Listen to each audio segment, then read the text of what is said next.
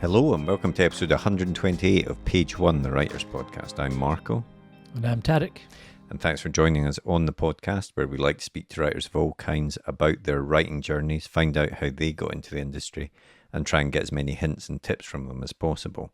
And we've got a great back catalogue of guests there, so please do check that out if you haven't already. And that continues this week with another great guest.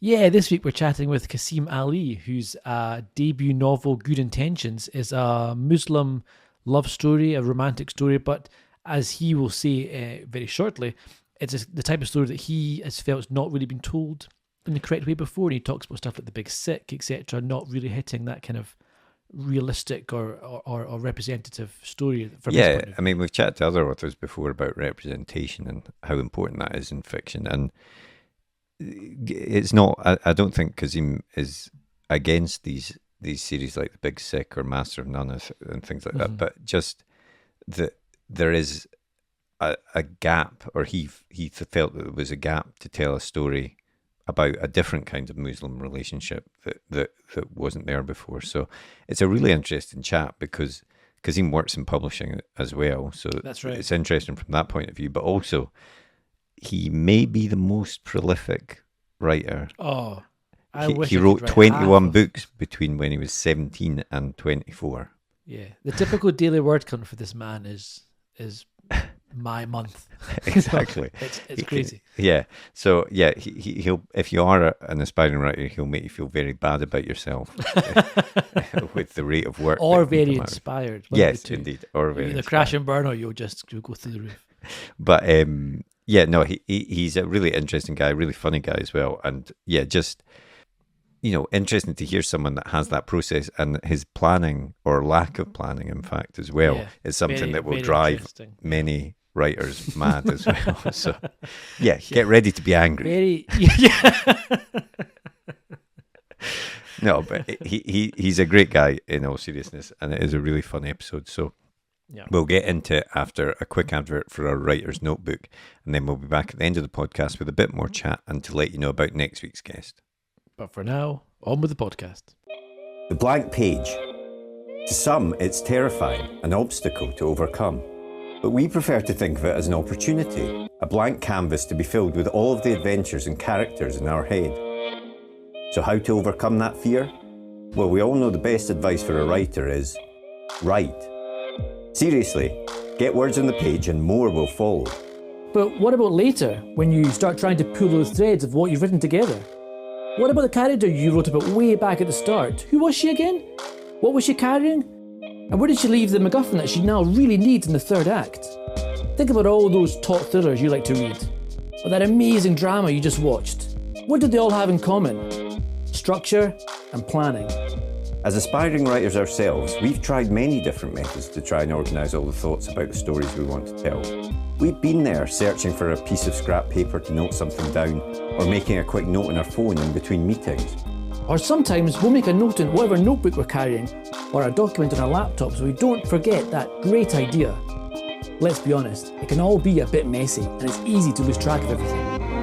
And that's when we realise it's not just a story that needs structure and planning, but the way we gather all of our thoughts about it as well. And so we made Page One. Page One is more than just another notebook.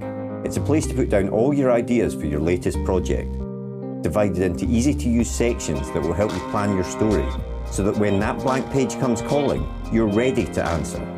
And then afterwards, once it's written, we realised you need to plan how to let people read it, so we included a section relating to submissions.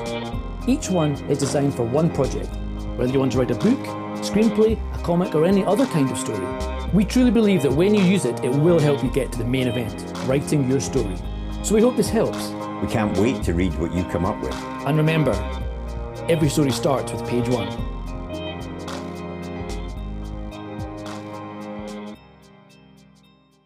Did you always want to be a writer? Because I read something that said that you wrote 2 or 3 books a year for a long time. Is that right? Yes. Yeah.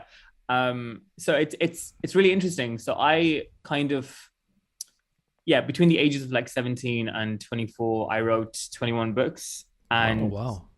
People are always like, oh wow, and then I think about it and I'm like, oh, it was just something that I was doing kind of for fun, and I had built up this habit sort of unknowingly, really, where I was writing every single day and writing like maybe a few thousand words. Recently I spoke to I don't know if you guys know of him, Brandon Sanderson. Yeah. He's like Yeah, yeah.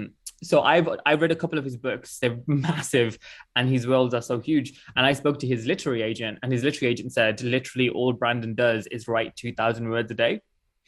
And like that's all. that's about that in his words. He's like, he just writes 2,000 words a day, and then he will do a little bit of editing on a book and a little bit of like his kind of other stuff. And I was like, oh, that's what I was doing every day, basically between 17 and 24. I was just sitting down and writing like 2,000 to 3,000 words a day, and that's kind of how That's I did impressive. That's a lot. That's a lot of words to be done every day, day in, day out. So this is a recent revelation to me, is that people say it's a lot of words. I remember thinking it was just kind of your basic, because it would take me like an hour. It would take me like an hour to do about 3,000 words, I think. Wow. It gets worse. This is That's I feel inadequate now. An hour. So I just and the funniest thing about my writing journey is that I was never in any writing clubs, so I never wrote with people. I was never part of any sort of community online or on Twitter or on Facebook or anything like that. And so I never knew about all the sort of, I guess, all of the sort of like tricks and tips and habits that other writers had and how they thought about writing. I just sort of did it.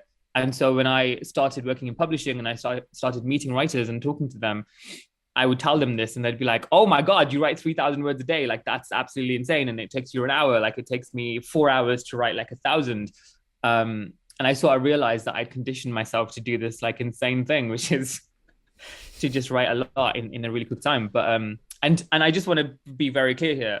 Those 21 books all got rejected, right? They're not good.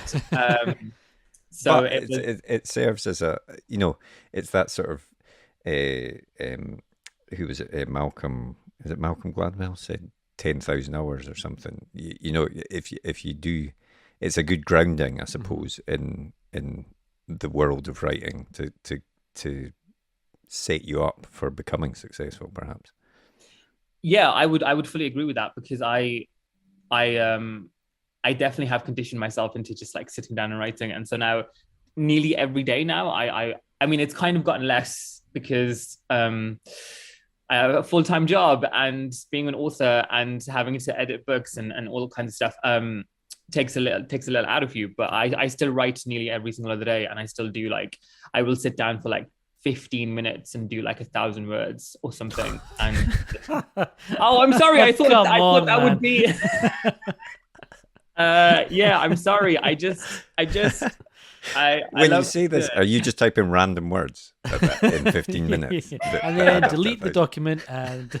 Yes, I'm just typing out the dictionary. No, I recently read this book called 4,000 Weeks by Oliver Berkman. I don't know if you guys have heard of it. I've heard of it, yeah. It's very, very, very good. And it's all about our relationship to time. And devastatingly, the title 4,000 Weeks is like roughly how long we all have on this planet, like on an average sort of life. And he talks about our relationship to time, and it's really fascinating. He talks about, like, our modern world and technology and like the office and remote working and emails. But the biggest thing that I took away from it is this idea of commitment. And it's a very simple idea, but it kind of blew my mind a little bit. And it's this simple idea that essentially, when you are doing something, such as recording this podcast, you just commit to the idea that you are doing this right now. And the kind of bubbling list of things that you have to do, like domestic things, like I need to wash my clothes, or I need to have a shower, or go to the gym, or like emails, or any other kind of thing that might be bubbling away over here. You just have to get really good at ignoring it. And he sort of says that we, in our modern society, we actually are really bad at ignoring the stuff that we all have to do constantly. And I think that's what I have trained myself to do with writing specifically, not with anything else, but with writing specifically. I've trained myself to be like, just very much in the zone. So if I start writing, like, that's it. Like, do not talk to me. I will not check my phone. My flatmate hates it because sometimes she'll walk into the room and I'm just sort of writing and she'll call my name or something, and I literally just don't even like hear her. And then she'd be like, oh, here he goes again. Right. Okay. I'll come back in like 10 minutes. but that's it. And so I don't really, I try not to think about anything else. I try not to do anything else. It gets hard sometimes. I mean, Twitter is very, very addictive. Well, I was going to, yeah, I mean, I think that's a big thing, isn't it? Focus is very difficult I these struggle days. with that a lot. There's a lot of distractions. So if you've trained yourself to be able to do that, then that's a brilliant thing, because, I'm terrible at it. And I see, I was speaking to you, Tarek, about my kids and stuff, and like they'll flip from one thing to the other very quickly. Even things that are fun, they'll move on to something else. I guess there's so much more stuff available now, and even when we were kids, there's so much stuff to draw attention, and it gets worse as you get older, because there's just more and more stuff and more responsibilities. And I think being able to siphon a little path through that and say, I'm just going to look at this, that is good. I like that a lot. So I should say, I don't have any kids. I don't have any pets. The only thing I take care of is my Monstera plant. And she just needs watering once a week and just turning a little bit. And she's great. She's over there. She grows very well. So I'm always like wary of talking about that kind of commitment to writing to people sometimes, because I know that everyone's lives are so different. Yeah, sure. But it's... I know, but I was talking about being distracted by Twitter as much as being distracted by kids. I think,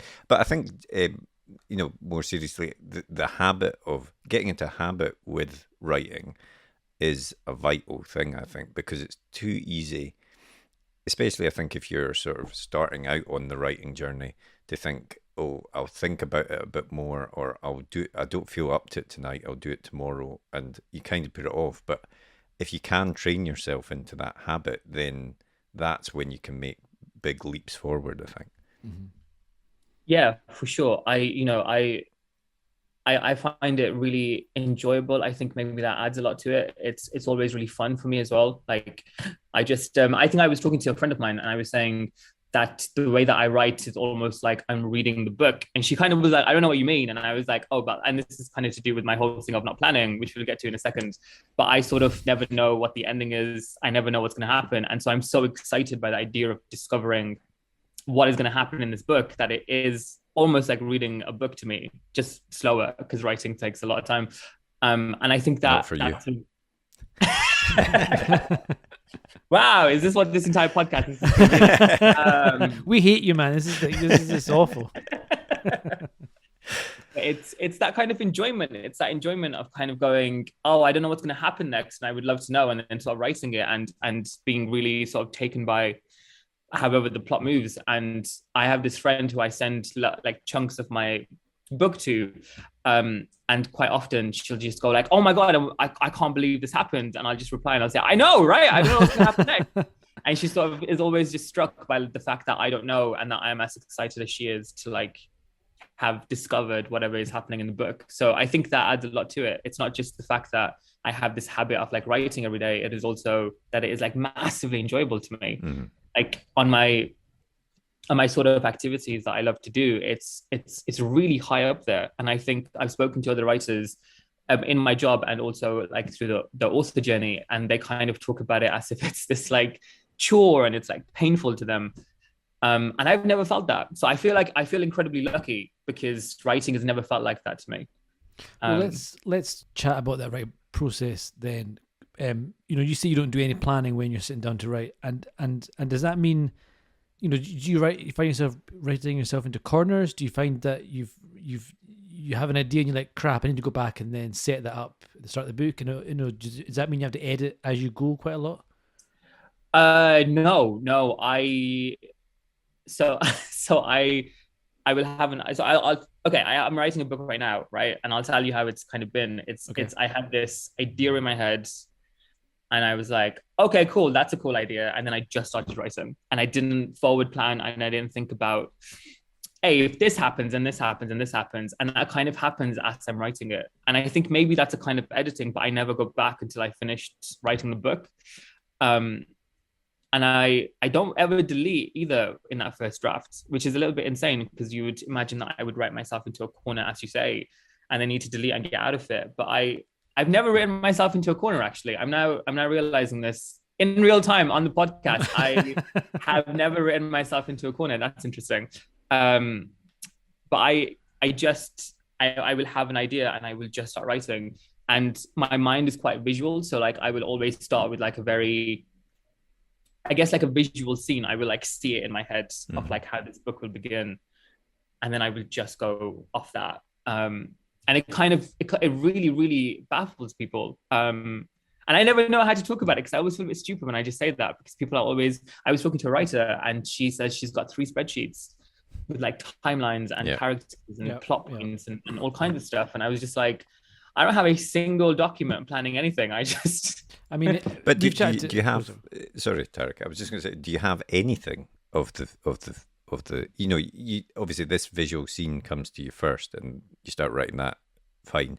But do you have any sort of forward tendrils going in, you know, maybe this might happen, maybe that might happen, or is it literally through the process of writing that you find out what happens? It is through the process of writing. And it is really bizarre to say it like that. And I do often feel like I'm letting people down when I say that, because I think people will come to writers for like, you know, what is the trick that works for you? Or like, do you have like a special kind of plan or something? And I just always have to say, I just sit down and write. And I can see the disappointment in people's eyes.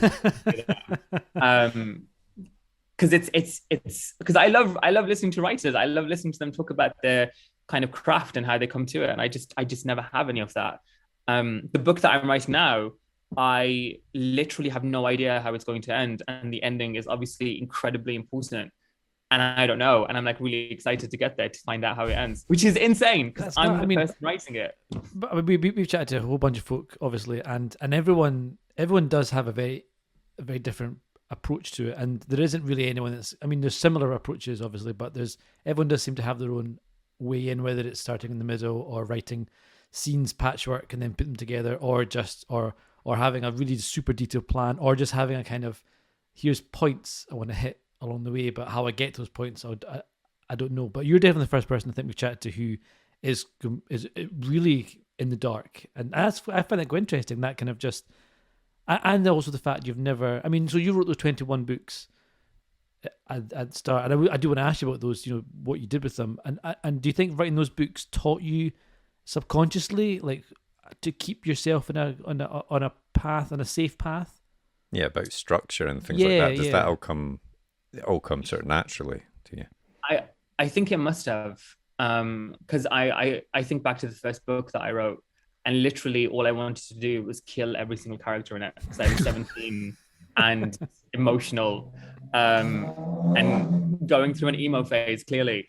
And that was the only thing that I told myself. I was like, everyone's going to have to die. And then I wrote like a dystopian, and I just was like, I just wanted to be like the Hunger Games. And I just was like, cool, let's just write this thing. And I guess in doing that, like, I must have taught myself how to structure a book. I must have taught myself how to plot a book without ever actually needing to sit down and plot it. Because now I was talking to a friend, and we were kind of discussing writing a book together. And she was like, oh, I'm so excited to sit down and plan it and, like, you know, do the whole sort of like set by set, like, this is what happened and this is what happened in this scene and this scene. And I was like, oh, that's really boring to me, because actually, if we set everything out and I know what the ending is, I don't want to write it. And she just sort of was like, what do you mean? And I was like, well, if I know what the ending is, why do I have to write the book? And we just sort of sat there and stared at each other. there definitely is that kind of element of the more I plan something, if it takes away the fun of writing the scene. I definitely want some. I'm too nervous to write something without any idea of where I'm going with it. But I do like to have some kind of spontaneity as I'm going, for sure. So I definitely get that. Yeah. But I want to ask about then, if that's your process in getting the first draft done, does the second draft, you know, how does that, how does the revision process work for you, and is there a lot of changing that you're making at that point? So now I have to tell you the devastating thing, which is don't say that first draft's perfect. Well, no, I wouldn't say that, because no first draft is perfect. Take that from me, an editor. No, I've never revised a book before sending it out to anyone, which is quite frankly insane, and maybe why those 21 books got rejected, because I never went back and revised them. I am only now with my second book my second sort of contracted book that I'm going back and revising it. And that's been really interesting because I've never done that before. And I'm finding it really hard because I can already feel the boredom in me where I'm like, I already know how it ends. Why am I sitting here reading this book? I already know how it ends. And it's really difficult to do it by myself. But Good Intentions, the book that was published in March, like I sent that to my agent without ever reading it back to myself. Wow, that's bold.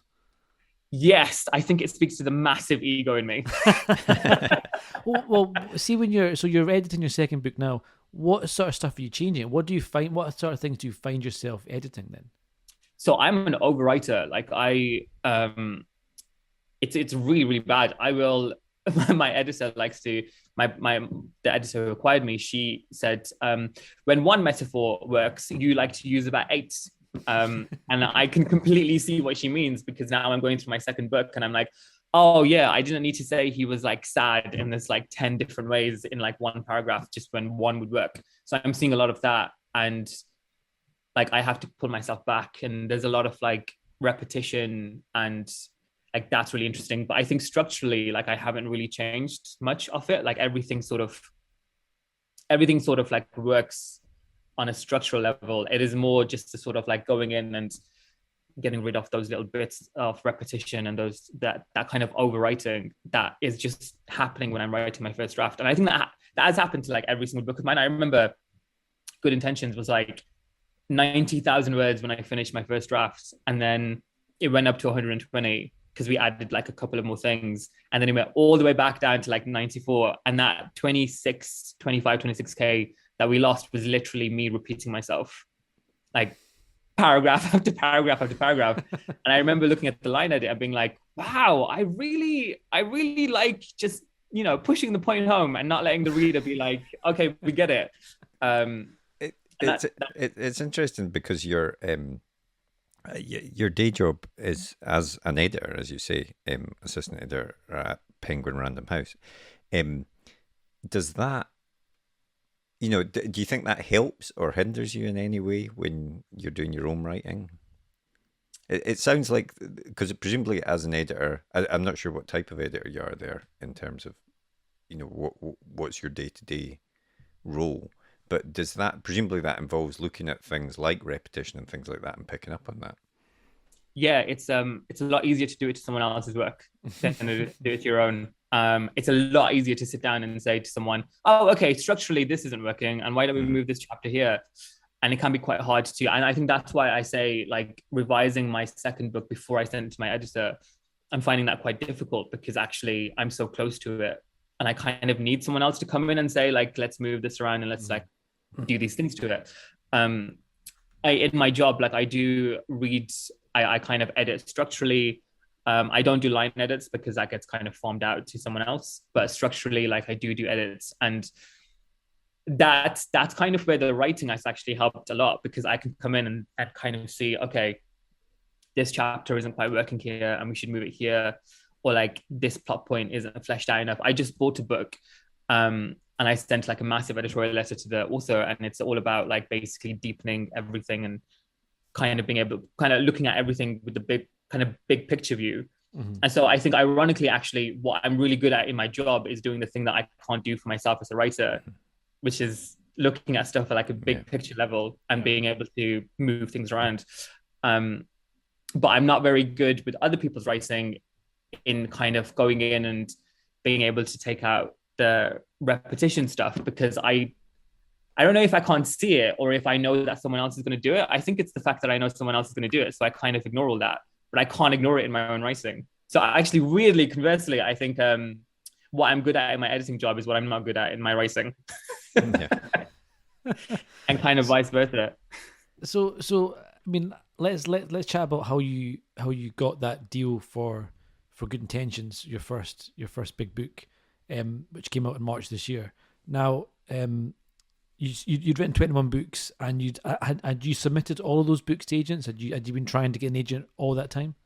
I didn't submit all of them because, like, literally when I first started, it was just fun. Like, it was just me sending it to a couple of my friends and being like, "Oh, look at this thing that I made! Isn't it cool?" And then when I was at university, a sort of indie publisher came to talk to I think the creative writing cohort, but I was doing an English degree, but they kind of asked the English students, because I think there's a lot of crossover between those two degrees, if anybody wanted to come. And I was like, yeah, of course I want to come, because I want to work in publishing and I want to be a writer. And I was listening to this indie publisher talk, and I thought, oh, maybe I could send something out there. And that's when I sort of started with, really digging into like how the industry works. Because before then I didn't know anything. Like I didn't know anything. I was just a 21-year-old who was like, this is really fun and blah, blah, blah. So and what's interesting is at 21, I had a sort of awakening where I discovered maybe my voice, I think, because before then I was just kind of copying the books that I liked to read and sort of writing my own version of them. I think what I've said before is I was just basically taking my favorite fantasy and science fiction books and putting Muslims in them. So it was like Muslims in space, or Muslims like riding dragons, or like and I sort of like, when I was about 21, I think I read White Teeth by Zadie Smith, and it kind of blew my mind a little bit, because I was like, oh, like this feels like my people and my community and like the people that I'm surrounded by in my world. And that's kind of what I want to write. So when I started really thinking about being published, I was also starting to think about changing my writing a lot. So I did send them out, and they got rejected, man, across the board. And here's the thing, I've also spoken to writers who are like, I have all of my rejection emails saved in a folder. I just deleted all of mine. I was like, I don't need to look at them ever again. So I don't have them to access. I don't know how many I did, but I sent like maybe 6 or 7 books out. And I just got rejected for all of them. And it wasn't until the last 2 rejections that I really learned something, because those last 2 books got a lot of feedback from agents, whereas before I was getting, those like very standard form emails.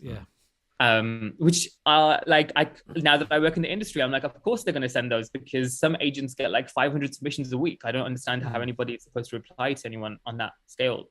But at the time they were quite, like, I don't know what I'm going to do with this. I don't know how to learn from this. I don't know how to grow from this.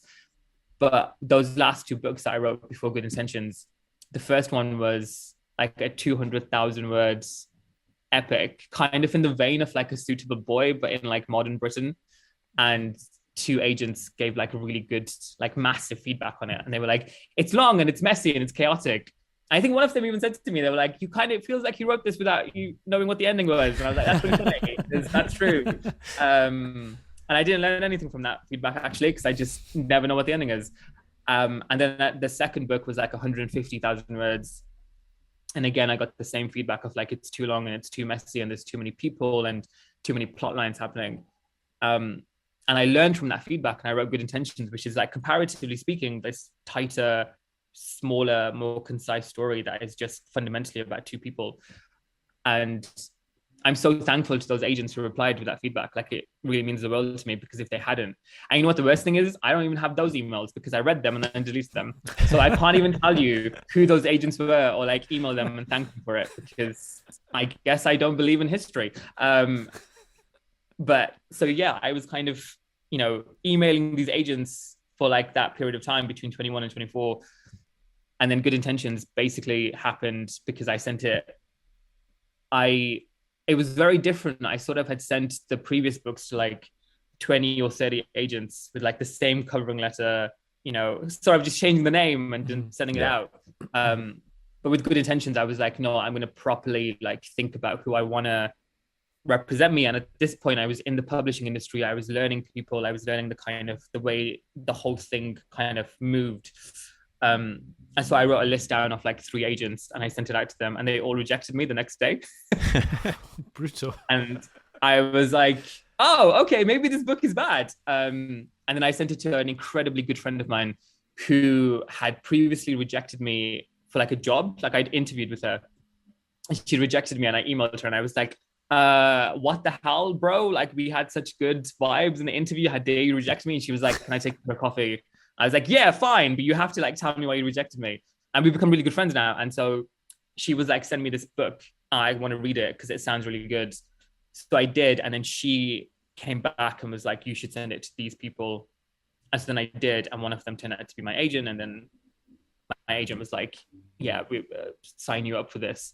And that happened, I think, like I think I wrote the book in April 2019, and I got signed with the agent in December 2019. Wow, And the reason it that's took fast. so long.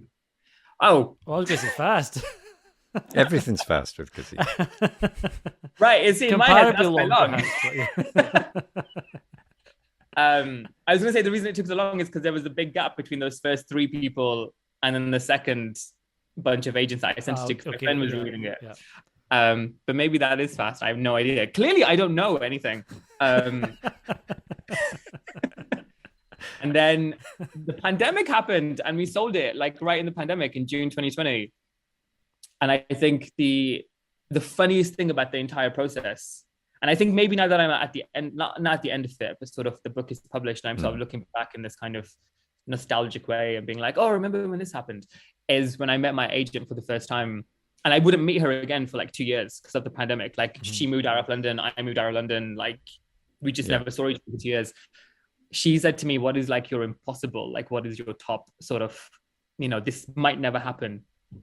And I said to her, 4th estate and 6 figures. And I remember sitting in this cafe and she sort of had this big smile on her face. And she was like, oh, sure, we can try and make that happen. And then like 6 months later, it happened. And the reason I tell people this story is not to be like, oh, my agent didn't know what she was talking about. It's more that she's such a good agent that she literally made like my impossible like come true. But whenever I tell is that your agent? You should let us know who your agent is. Oh, she's Juliet Pickering at the Blake Friedman agency. She's incredible. She agents like very, very like interesting young authors. And she's like very, very good at her job and an incredible woman.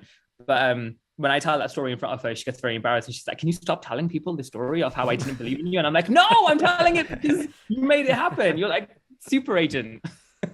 Well, why don't you tell us a bit about what your novel's about? So, what is Good Intentions? What's the pitch for it? Oh, see, I'm so good at pitching the books at work. I'm so bad at pitching my own. Good Intentions is effectively a story about a young Pakistani Muslim boy called Noor who falls in love with a young Sudanese Muslim girl called Yasmina, and they have this kind of very cute relationship at university, but then sort of when they begin to commit to one another, the sort of central conflict arises, which is that Noor doesn't want to introduce Yasmina to his parents because he believes that they are anti-Black and that they won't accept her into the family, and so it sort of explores that tension between the two communities. But I think what it does more is explore the tension between Noor and his parents and the sort of relationship we have with our parents. And I think one of the things that I'm really interested in is the idea that our parents are like sort of trapped almost like in amber, like the Jurassic World thing, and that they can't move or change or evolve as we can. And so I've been very guilty of that. And I think that's what I was trying to explore in the book, was like, actually, maybe we should give our parents a chance, and maybe they'll come back and they'll be like, no, actually we are encased in amber and we will never ever change. These like hard, cold people. But also maybe they might surprise us. And so, yeah, that's kind of what the book is about. And it's like, young people going through things, millennials complaining about stuff. but do you think you wrote these other books before, and I think you said the first ones were sort of dystopian, sci-fi, fantasy type stuff, but now this is much more grounded stuff. Do you think writing something that is closer to you is what helped this particular book get picked up? Yeah, I think so. I like when we sold the book, there was a massive conversation happening in publishing about the kinds of people we publish and how we publish them and who works in publishing and who makes those decisions. So I think that was very beneficial in kind of making that happen. Which is not to say that my editor bought me, because I had a very big conversation with her kind of in the Zoom meeting when they were sort of pitching themselves to be my publisher. And I asked a really hard question. And I was like, are you buying this book because it's a brown book and you need a brown book? And my editor was like, no, we're buying this book because it's a good book. It's just helpful that you are brown. Because it's about what it's about. And I don't think a white writer could have written it. And I just thought that was such a good answer from her. And she was very, very clear on that as we edited and as we published. But I do think that it was beneficial in sort of getting it out there and getting people to pay attention to it. But also personally speaking, I was having a sort of, like I said, after university, having this sort of awakening in the kind of books I was reading. and what I cared about. And I'd started working in the publishing industry, which is like very, very white and very middle class, and I'm very not those things. And so I think I was grappling with that in my writing, and it just kind of, it felt, I remember feeling like I don't want to write about Muslims in space anymore, because I am a Muslim on this planet, and what does that feel like, and what is that reality like, and maybe that's what I should be writing about. So I think it was a bit of both. I was more comfortable and more excited maybe by writing that kind of stuff, and also at the time that we sold it, there was a lot of that conversation happening that I think helped. And you think, like I read, you talked about how TV shows and films like Master of None and The Big Sick kind of failed to capture the reality of being a Muslim, having a kind of relationship with people, that kind of story. And do you think that, did you feel almost a responsibility to want to try and write a more accurate portrayal? Yeah, see, I guess I would say I wanted to show a different kind of Muslim, because I think those kinds of Muslims that we see in Master of None and in The Big Sick and in like a bunch of other stuff like Bodyguard, and there was that film on Apple TV, I think called, I can't remember what it was called actually, but it was also kind of a Muslim stepping away from their religion and their culture. I think we've seen that narrative so often and so much that to me, it's just kind of stifling and boring, because I'm like, actually, there are 2 billion Muslims in the world, and I think each one of them has a story as unique as the next. And so why are we only ever getting to see this one story? So that's kind of what I felt about The Big Sick and Master of None. And that's why I wrote this book, because I was like, actually, I want to explore Muslims like me, who like might not necessarily pray as much as we should, or, are as observant as we should be, but also still are very much like, we are Muslim and we still belong to this religion, and we still finding a place for ourselves in it. And that might change, and we might become more observant or actually less observant as we grow up, but that doesn't matter, because we still are Muslim. And so that's kind of what I wanted to explore. Whether I feel a responsibility, I think when I wrote this book, I was like, yes, I'm the person to do this, because I had a lot of, main character syndrome. I think now I'm like, it's not my responsibility, but it's what I want to do. So I don't feel a responsibility or a moral obligation to like represent Muslims, because I think what I've learned with the publishing of this book is that it's impossible to represent every kind of Muslim. And even though I never set out to do that, I think people read this book and they think that it is what I'm trying to do, and so it fails them in some kind of way. I just, it's kind of what I want to. Yeah, I don't feel a responsibility towards it. It's just kind of what I want to be doing right now. And that might change. I might go back to Muslims in space again. Maybe I'll write like The Martian. It'll be called The Muslim Martian or something. I don't know. I'll come up with a better title. But right now, that's kind of what sparks not joy in me, but sort of interests me and excites me.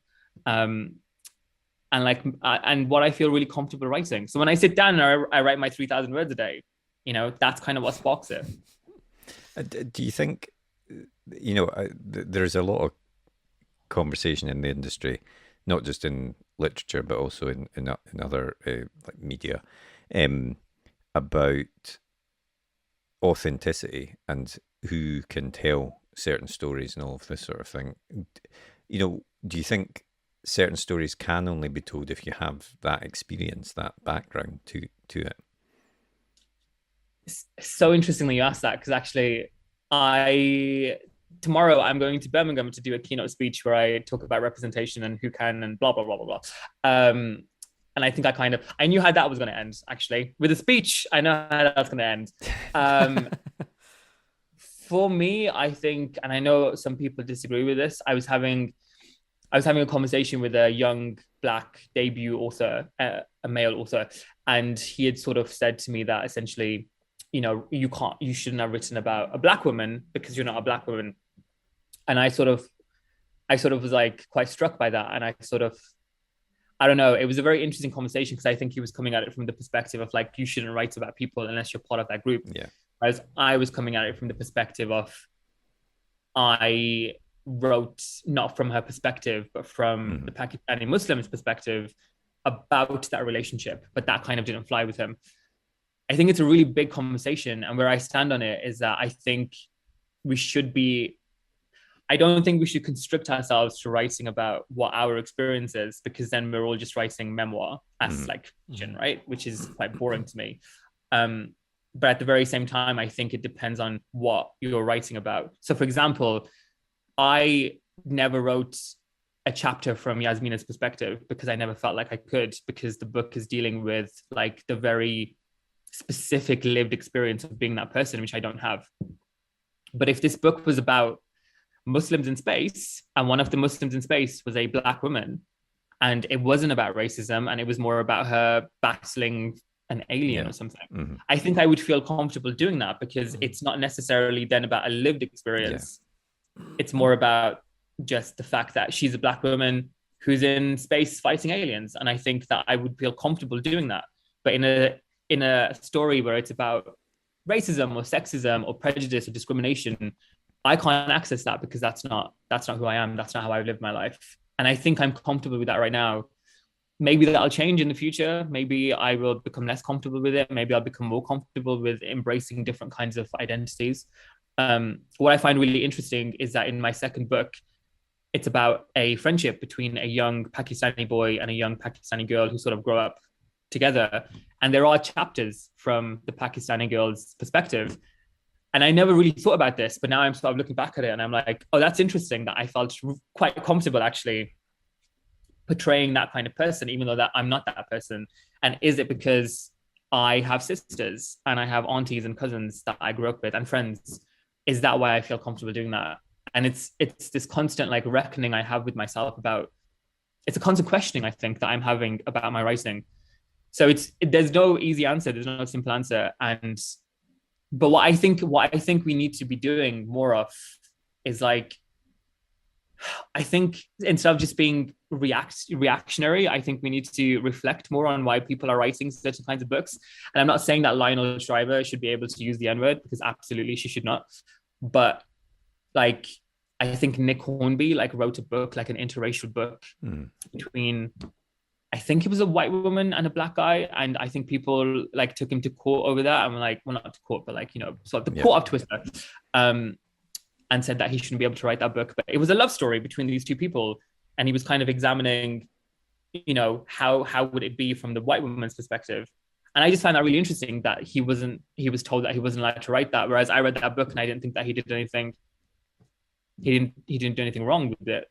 So it's all really complicated. And I'm sorry, I don't have a simple answer for you. No, it is good. complicated. It is And I think what you're saying about, you know, lived experiences is important, because it's about the story you're telling as well, I think. Yeah. You know, I think you can have, personally, I don't see and I say this obviously as a white guy, so maybe I'm entirely wrong, but, you know, having a diverse cast in a big action thriller story, there shouldn't be any problem with being able to write about that, because you're not looking into the lived experiences of the characters, or in most big action thrillers, you're not doing that. But I think if you're writing something more introspective, then that's where the problems can arise. If you try and do something that you've got no knowledge of really, and you're sort of putting in your views into that, then that's where problems can arise, I think. Yeah, absolutely. Like, you know, White Teeth by Zadie Smith. I mean, she's writing about one of the core characters is a Bangladeshi Muslim man. And I don't know if you've seen Zadie Smith. She's not a Bangladeshi Muslim man. But the way that she writes about him and about what he's going through is done with such care and such, like you said before, like it feels very authentic on the page, that I would never go up to her and say, how dare you write about this person? Because actually the way that she's done it feels so intimate to me and so precise that it feels real. But that isn't to say that maybe there is a Bangladeshi Muslim man out there who's like, actually, I read this book and it doesn't speak true to me. And so I think that's the thing about it, is that everyone's going to have such a different like reaction to stuff. I've had people read my book and say, oh, this is exactly my kind of experience, so therefore it's good. And then some people say, this isn't my experience and therefore it's bad.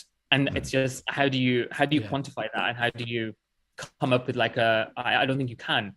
But it really depends on intention for me. I think when the Lionel Shrivers of the world, when they come out and they say, I should be able to write about whoever I want, it's always done in like bad taste for me. Because I'm like, actually, you're just you're just saying something, but you're not actually thinking about what you're saying, and you're not thinking about what it is that we're saying. We're not saying that you can't write about people who aren't exactly who you are right now, but we're saying you have to do it with care. Yeah. And you have to think about the people you're writing about. And I know you've also mentioned, you know, the representation of people from all different kind of backgrounds across all media, really. And you know, Riz Ahmed gave a speech in the UK Parliament, talked about the representation of Muslims on screen, and hoping it was kind of like a turning point.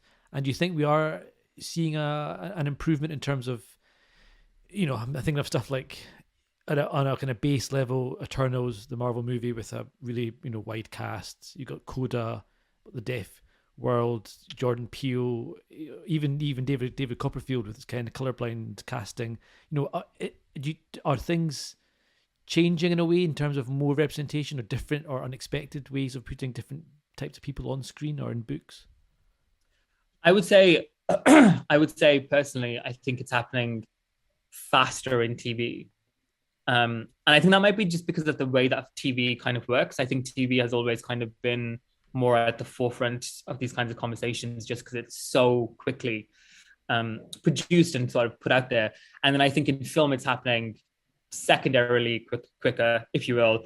And I think books is the slowest. And I think maybe the reason for that is that publishing works really slowly. But I also think that it's an incredibly hard industry for new people to come into. So with films and TV, I think, excuse me, a young director can come in and sort of, you know, like make a film or like start talking to people or get funding. And obviously it's hard, and there are loads of people who want to do that and they're not able to. But I think the kind of barrier to access is like lower. Whereas if you have a person who's never worked in publishing and they want to be an editor or a publisher, it's like literally impossible for you to do that. You have to become an editorial assistant and then spend 10 years working your way up until you get to a point, hopefully you get to a point where you're able to make decisions. And I think also, having worked in publishing, I think there are a lot of people at the top who are kind of holding on to their jobs. And a lot of those people, and I don't say this to be like ageist or anything, but a lot of those people entered the industry in like literally the last century.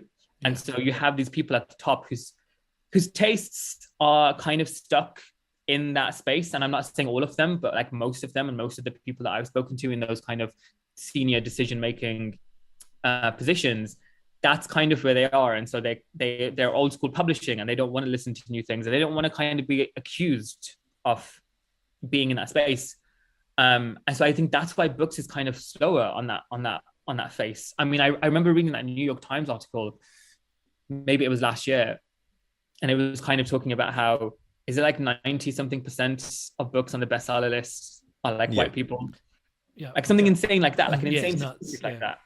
And then you see that and you step back and you think, oh, what I'm seeing on Twitter just doesn't correlate actually with what the general book buying public are reading, because I'll be on Twitter and because of the people I follow, I see like really cool things about like non-white authors all over the place. And then you step back and you look at the bestseller lists and you look at what is in the charts and you look at what people are buying and what's on the Waterstones tables, and you're sort of like, oh, okay, actually, it's just not correlating at all. So in terms of like whether there's a turning point, I think in TV, it's a lot better than it is in any other industry. I think film is sort of like doing quite a lot. And don't get me wrong, there are still people in positions of power in both of those industries who are still stuck in the past and still making it really hard for people to get make what they want to make. But I think the barriers to access are like lower and easier. Publishing is just so entrenched in this kind of old school way of thinking. And there are incredible people out there who are doing such incredible work, like Juliet Pickering, my agent. Her whole thing is like representing people across the board, like working class or like queer or disabled or non-white, who just haven't historically been represented in publishing well. She's doing a lot of work. There are loads of other people, both in publishing and literary agents, who are doing a lot of work. But it is really hard. It is very, very difficult. And I hope maybe in the next 10 years, when those like older people at the top like retire, or maybe we force them to retire, because I don't know if a lot of them will actually do it themselves. I would hope then that we would see a kind of leveling up of the industry, if you will, and maybe then we'll see proper lasting change. But yeah, it's tough. It's tough. I work in it, and it's tough.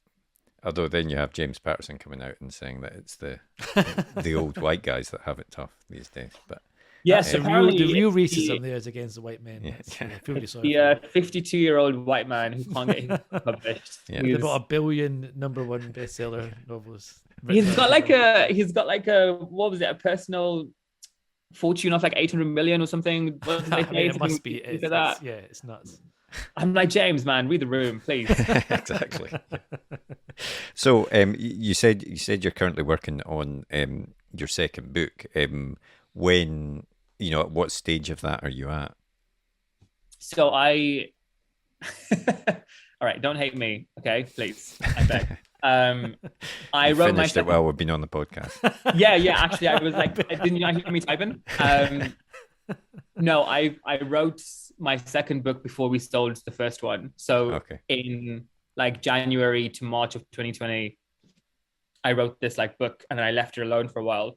So now I'm editing it before I send it to my editor. But I also just finished writing my memoir, which is really funny because I'm like 27. So what do I have to say about the world? But it turns out a lot. And nice. I am working on the next one because like I said, I have to be writing every day.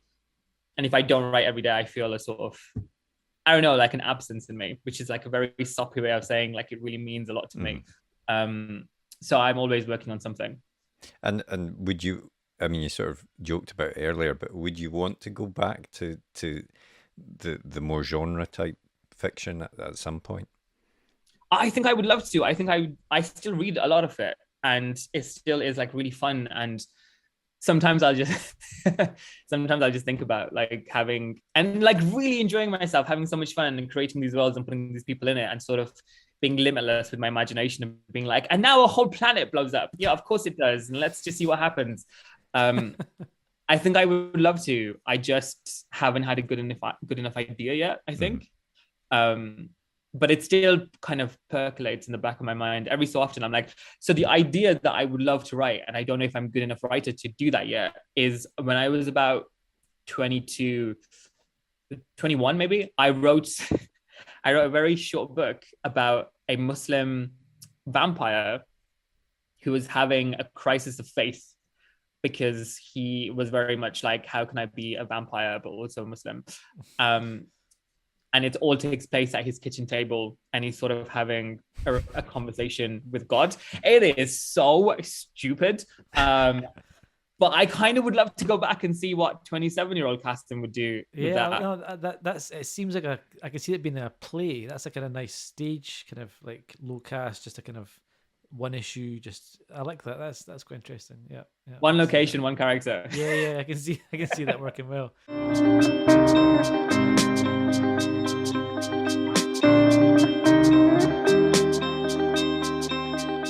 What was the last book that you read? The last book that I read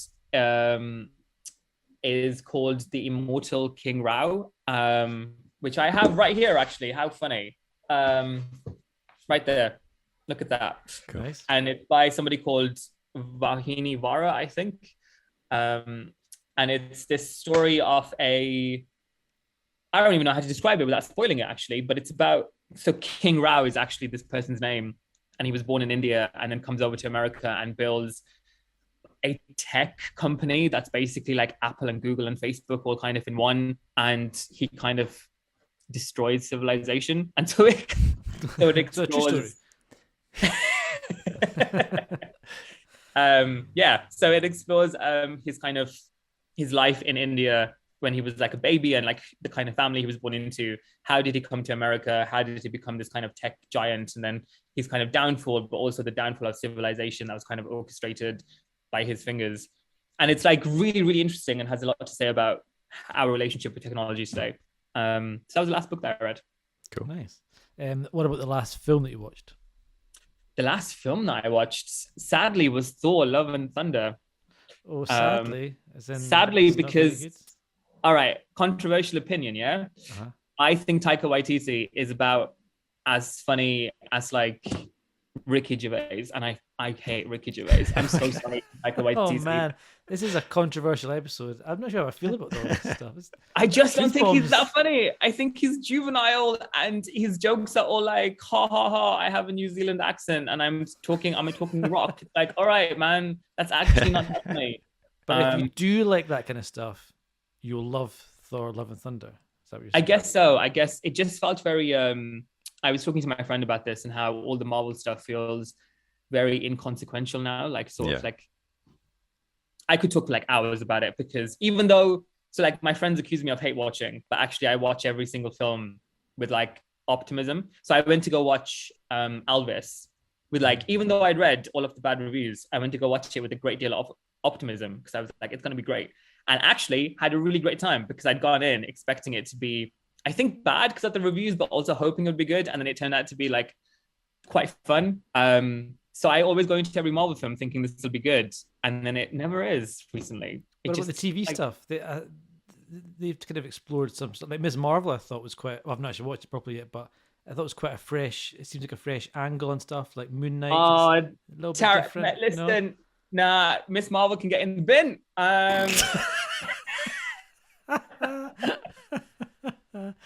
Oh, I don't think it's for me. It's not hitting the way that I wanted to. But can I recommend a TV show instead that is like we were going to ask you what for it, TV show you were watching. Yeah. Have you guys heard of Pachinko? Yes, on Apple TV, is it? Yes. So I'm a pretentious like person who has all of these streaming services that I really can't afford, but I love them. And so Pachinko is a book, and I read the book and I loved it. And the TV show is this really moving, touching, like drama. And I cried every single episode. And when I tell my friend that, she's like, "Will you cry at everything?" And I'm like, yeah, but it's like different. And it's like incredible. And it tells the story of like a family across 80 or 90 years, I think. And there's a woman called Sunja who's born in Korea, and then Japan kind of colonizes Korea. And then she moves over to Japan and she builds a family, and she has kids and they have kids. And it traces like this 3, like maybe 4 generations, if you include her parents right at the beginning, living their lives through this period of colonization by Japan, and then sort of independence, and what it feels like to be an immigrant who's like so close, like you're so close to your country, but you can't go back. And it's like really touching and really moving and like beautifully told. And I loved it. I loved it so much. Nice. Excellent. Well, the very, very last thing we do is a super quick fire either or, and I always say there's no right answer apart from one. So we'll start off with let's go for Michaela Cole or Jordan Peele. Michaela Cole. Nice. TV or cinema? Cinema. Night Owl or Early Bird? Early Bird. Music or no music when you're writing? Music, specifically Florence and the Machine right now. Okay. Oh, okay.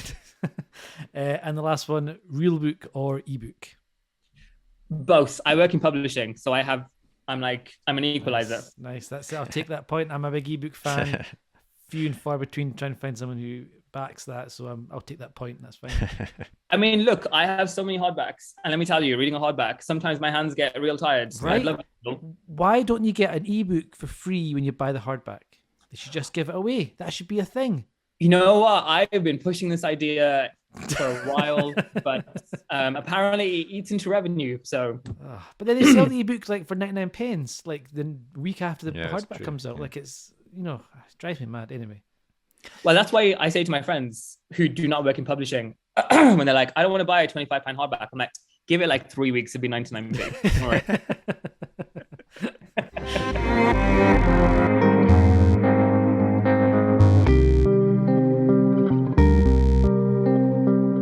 Oh, that was a really fun chat. I really enjoyed that.